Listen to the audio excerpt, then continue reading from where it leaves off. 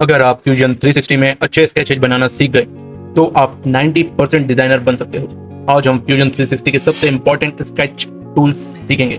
पिछले वीडियो में हमने अपना पहला 3D मॉडल बनाया था और हर 3D मॉडल की शुरुआत स्केच से ही होती है, इसलिए आज हम स्केच टूल को डिटेल में समझेंगे। सबसे पहले हम यहाँ पर एक न्यू डिजाइन बना लेते हैं। यहाँ पर मैंने आपको दिखाने के लिए कुछ स्केचेस बना रखे थे, जिसमें हमने एक नाम है, ये अलग सा शेप आया है, लाइन टूल है, रेक्टेंगल है, बहुत सारे अलग अलग टाइप के होते हैं। हमने पिछली जो वीडियो थी उसमें बस एक छोटे से स्केच ही बनाया था।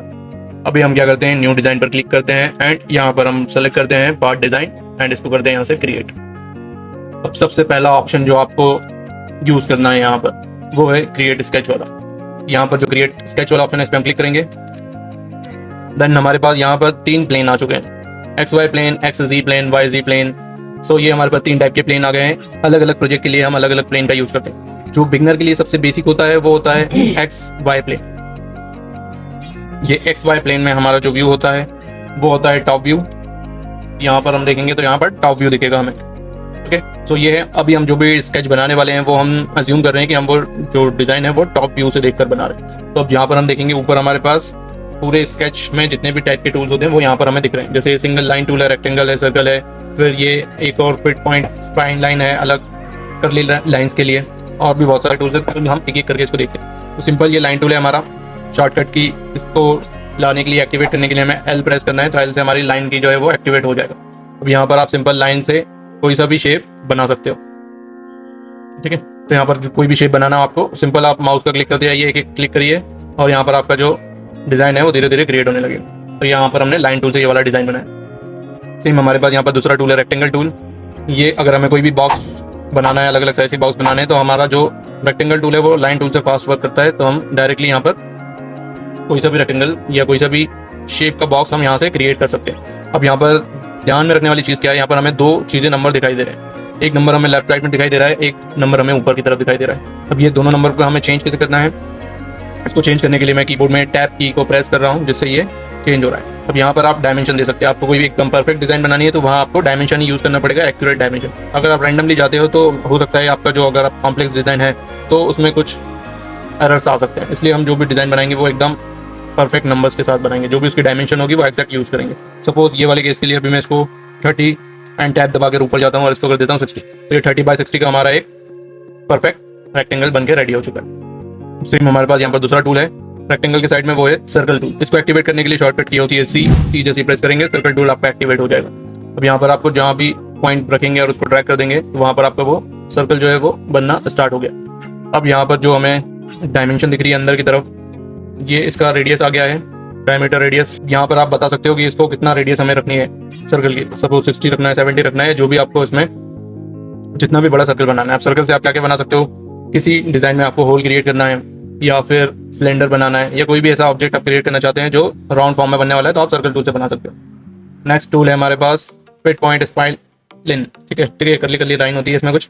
तो अब ये वाला टूल हमने देखा हुआ है, पेंट वाले में जाते थे हम, 2 लाइन टूल होती थी हमारे पास जो स्ट्रेट चलती थी, और एक ये स्नेक तरह की लाइन होती थी जो हम फ्री लाइन की तरह यूज करते थे। ये वाले टूल को यूज करने के लिए हम बस जहाँ जहाँ क्लिक करते जाएंगे और ऑटोमेटिक जैसे माउस को ड्रैग करोगे तो वो ऑटोमेटिक वहाँ पर शेप लेने लगेगा। एंड ये जब आपकी लाइन कंप्लीट हो जाए या इसको आप ज्वाइन कर दोगे तो आप वहाँ पर वो टूल पूरा बन जाएगा। अगर ये ज्वाइन नहीं किया है आपने, सो आपके पास क्या है, यहाँ पर ये राइट वाला एरो बना हुआ आ रहा है। इस एरो पे आप जैसे क्लिक कर दोगे तो ये यहाँ पर आपका टूल अब हो गया वर्क करना, मतलब आपने ये जो स्ट्रक्चर बनाया था वो बन चुका है। ठीक है, अभी जो भी टूल आप सेलेक्ट करोगे, सेलेक्ट करने के बाद वो टूल हमें आपका माउस के अंदर दिखता ही रहेगा। नीचे माउस के कर्सर पे देखोगे आप तो नीचे वो टूल बना हुआ आ रहा है। अब आप अगर दूसरी जगह क्लिक करते हो तो वापस से वही वाला टूल हो जाएगा एक्टिवेट। तो लेकिन आपको ये नहीं चाहिए, इसको हटाना है, तो उसके लिए क्या करोगे, आप एस्केप की जो होती है कीबोर्ड में, एस्केप की को प्रेस करोगे तो वो टूल वहाँ से डीएक्टिवेट हो जाएगा। हो गया लाइन टूल। अब जैसे आपने कोई भी एक रैंडम ऑब्जेक्ट बना लिया, यहाँ पर एक स्केच बना लिया, रैंडम सा स्केच है ये, इसको आपको करना है कि अब पता लगाना है आपको कि इसकी डिस्टेंस कितनी है। ठीक है, तो उसके लिए हमारे पास होता है डायमेंशन टूल। ये वाला जो टूल दिख रहा है ये होता है डायमेंशन टूल। शॉर्टकट की होती है डी को आप जैसे प्रेस करेंगे तो ये वाला टूल आपका एक्टिवेट हो जाएगा। इसको एक्टिवेट करते हैं हम, शॉर्टकट की डी प्रेस करते हैं। अब जो भी डायमेंशन आपको नापनी है उस लाइन पे आप क्लिक करेंगे। जैसे ये वाली डायमेंशन मुझे पता करना है कि ये वाला कितना डायमेंशन का है, तो यहाँ पर मैं क्लिक करूंगा एंड ऊपर की तरफ जैसे मैंने ट्रैक किया तो यहाँ पर लिखा आ गया कि 55.846 ये इसका डायमेंशन है। इस पर हमने क्लिक किया। अब यहाँ से अगर मैं इसको चेंज करता हूँ तो मेरा ये डिजाइन भी यहाँ पर चेंज होगा। सपोज मैं इसको 40 कर देता हूँ और एंटर मारता हूँ तो देखिए यहाँ पर अब ये जो डिस्टेंस है फर्स्ट पॉइंट से लेकर सेकंड पॉइंट तक, ये अब मेरी 40 mm के अंदर आ चुकी है। तो यहाँ से आप कोई सी भी डायमेंशन को चेंज करवा सकते हो। जैसे यहाँ पर आपको चाहिए 25 या कोई भी आपको रैंडम वैल्यू, तो वो यहाँ पर आप सेलेक्ट कर सकते हो। तो ये हमारा डायमेंशन टूल है जो कि बहुत ज़्यादा यूज़ होता है। ओके, सो यहाँ पर हमने अपना डायमेंशन टूल लिख लिया। अब नेक्स्ट हमारे पास टूल है, यहाँ पर देखिए कोई और भी टूल, यहाँ पर आपको मिनिमम टूल दिख रहे हैं और आपको और कोई सा टूल यूज़ करना है। अगर यहाँ क्रिएट वाले ऑप्शन पे आप क्लिक करोगे तो यहाँ पर आपको और भी स्केच के अंदर जो भी टूल्स आते हैं वो यहाँ पर देखेंगे। जैसे ये रेक्टेंगल था, मिड लाइन निकालना है, मिड पॉइंट निकालना है, ये है सर्कल में आ गया। सर्कल में अभी हमने ऊपर एक ही देखा था, बट इसके अंदर हमारे पास और भी टाइप्स के सर्कल्स होते हैं। आर्क टूल है, पॉलीगन है, एलिप्स है, मतलब बहुत सारे टाइप्स के टूल यहाँ पर अवेलेबल। ठीक है, तो जैसे इसमें से अब हमारे पास ये आर्क वाला टूल है। आर्क वाला देखते हैं, तो आर्क वाले में 3 टाइप के हैं हमारे पास, 3 point arc, centre point arc and tangent arc. मतलब इनमें से कोई सा भी यूज़ कर देख सकते हो आप।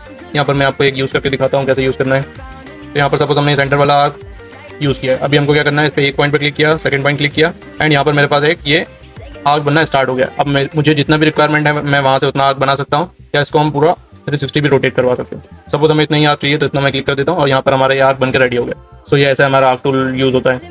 अब यहाँ पर देखिए ऊपर ये हमें ट्रिम टूल दिख रहा है। अब आपकी डिज़ाइन में बहुत सारे लाइन्स यूज़ हो गई, आपको अब चाहिए कि ये वाली जो लाइन है वो अनवांटेड लाइन है, ये वाली लाइन हमारे स्केच में नहीं होना चाहिए। तो ये वाली लाइन को रिमूव करने के लिए आप क्या करोगे, ट्रिम टूल को एक्टिवेट करोगे। शॉर्टकट की इसकी टी होती है, जैसे इस पर प्रेस करोगे तो यहाँ से ये वाली लाइन गायब हो गई। ये वाली लाइन हटाना है, यहाँ से ये हटा सकते हैं। तो ये वाला टूल को आप जहाँ भी क्लिक करोगे, जितने भी लाइन में वो एरिया, जितने भी पॉइंट तक की वो लाइन होगी, जैसे फर्स्ट पॉइंट सेकंड पॉइंट यहाँ तक की वो लाइन है, तो ये लाइन यहाँ से हम रिमूव कर सकते हैं। तो यहाँ से हमारी कुछ कॉम्प्लेक्स डिज़ाइन होती है जिसमें ज़्यादा लाइन हम यूज़ कर लेते हैं। कुछ एक शेप बनाने के लिए तो हम ये ट्रिम टूल का बाद में यूज़ करते हैं, वो अनवांटेड लाइन को रिमूव करने के लिए। उसके बाद हमारे पास यहाँ पर एक बहुत अच्छा टूल है, ऑफसेट टूल, जो हमने लास्ट वीडियो में यूज़ किया था। इस टूल का काम क्या है, अगर आपके मॉडल को कोई भी आउटलाइन देनी है, थिकनेस बनानी है, तो यहाँ से आप वो कर सकते हो। जैसे ये हमें ये वाली लाइन हमने बनाई है, इसमें अब मुझे थिकनेस बनानी है। ठीक है, तो यहाँ पर मैं क्लिक करूँगा इसको और यहाँ पर एक सेम टू सेम वैसे ही लाइन यहाँ पर बनकर आ गई है, जिसको हम या तो अपनी जो मेन लाइन है उसके ऊपर बना सकते हैं या तो अंदर की तरफ ट्रैक करवा सकते हैं। तो हमने यहाँ पर करवा दिया इसको और यहाँ से कर दिया इसको, यहाँ से हमने कर दिया ओके।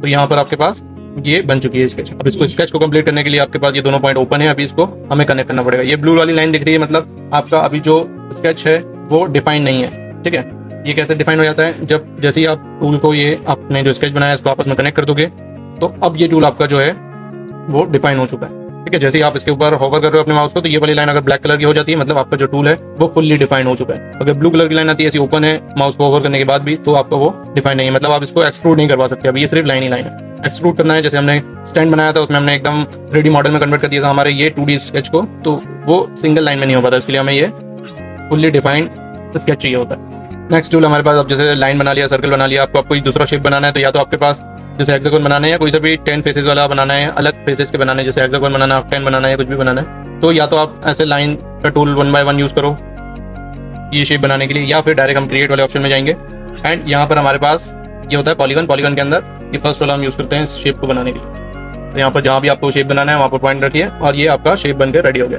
अब यहाँ से आप डायमेंशन दे सकते हो उसको कि कितने डायमेंशन में आपको शेप को क्रिएट करना है, या फिर उसके साइड में जो 6 लिखा हुआ है टैब दबाएंगे हम, वहाँ पर शिफ्ट होंगे और आपको अगर 6 की जगह 7 शेप वाला ऑब्जेक्ट बनाना है, स्केच बनाना है, या 9 वाला बनाना है, या जितने भी नंबर का बनाना है, आप यहाँ पर वो नंबर लिखेंगे और आपका वो वाला शेप बनकर रेडी हो जाएगा।